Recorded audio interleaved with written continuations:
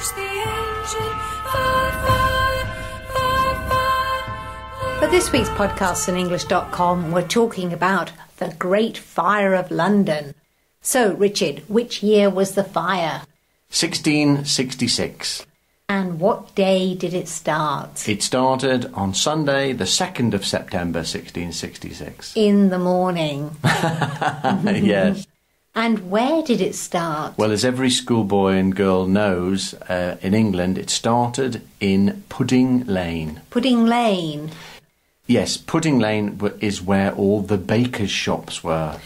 So how did it start? It started from a small spark from the baker's oven. So from the fire in the oven? Exactly, yes. OK, so how long did the fire burn for? Well, it's called the Great Fire of London because it lasted for 4 days. So until Wednesday, the 5th of September? Yes.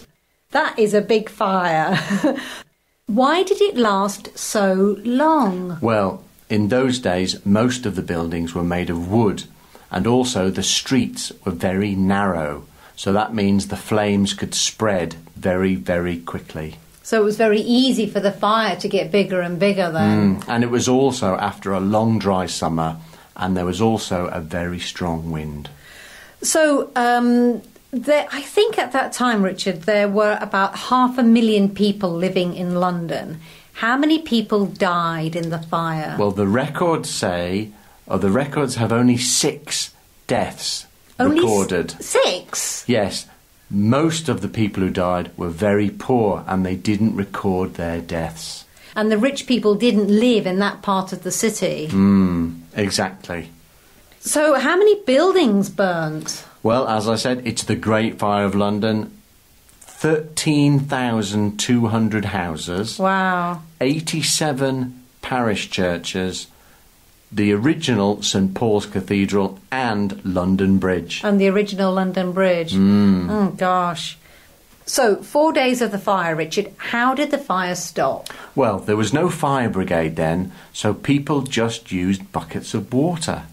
But they also used fire hooks to pull the buildings down, but it didn't really work very well. In London, because the fire was too big already. So what did they do? They decided to blow up loads of houses in the path of the fire, but also, very fortunately, the wind stopped as well. And then what happened next? Well, they had to rebuild the city, but they rebuilt the city with brick houses and also with wider streets.